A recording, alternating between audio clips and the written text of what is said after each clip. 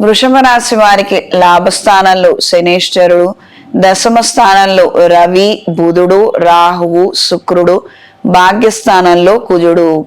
అనుకున్న కార్యక్రమాలలో మంచి విజయాన్ని సాధించగలుగుతారు. రాజకీయాల్లో ఉన్న వారికి పరపతి పలుకుబడి మరింతగా పెరుగుతుంది. చిన్న స్థాయి హామీ పథకాలను మీరు నెరవేర్చగలుగుతారు. కుటుంబ సభ్యుల్లో ఉన్నటువంటి అభద్రతా భావము ఆందోళనని తొలగించగలుగుతారు. స్నేహ సంబంధాలు మరింతగా మెరుగుపడతాయి. దూర ప్రయాణాలు చేయగలుగుతారు. ఆధ్యాత్మిక కేంద్రాల పట్ల ఆకర్షితులవుతారు. ఈ రాశిలో జన్మించిన స్త్రీలకు వృత్తిరీత్యా సానుకూల ప్రభావం ఎక్కువగా ఉంటుంది. కొన్ని తప్పులు మీ వైపు నుంచి దొర్లినప్పటికీ వాటికి అంతగా ప్రాధాన్యత ఏమీ ఉండదు. మీ గుడ్ విల్ మీకు బాగా ఉపకరిస్తుంది. దూర ప్రయాణాలు చేయగలుగుతారు. దైవాధ్యాత్మిక సంబంధమైన అంశాల రీత్యా అనుకూలంగా ఉంటుంది. కొన్ని ముఖ్యమైన కార్యక్రమాలను నిర్వహించగలుగుతారు. మానసిక సంతోషాన్ని ధైర్యాన్ని కలిగి ఉంటారు.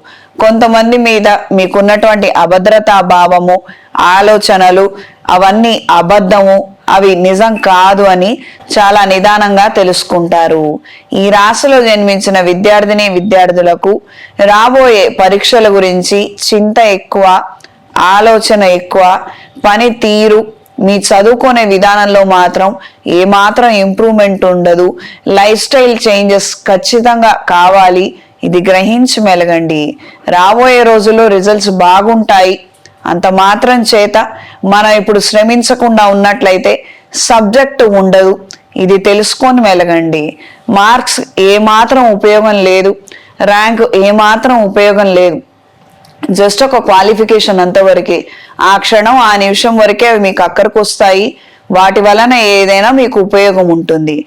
కానీ ఆ తర్వాత సబ్జెక్ట్ లేకపోతే ఇబ్బంది పడే అవకాశం ఎక్కువగా ఉంటుంది. ఈ రాశిలో జన్మించిన వారికి ఈ వారం కలిసొచ్చే రంగు ఎరుపు, కలిసొచ్చే దిక్కు తూర్పు, కలిసొచ్చే సంఖ్య 6. ప్రతిరోజు అంగారక స్తోత్రాన్ని, భువనేశ్వరి దేవి స్తోత్రాన్ని పఠించండి.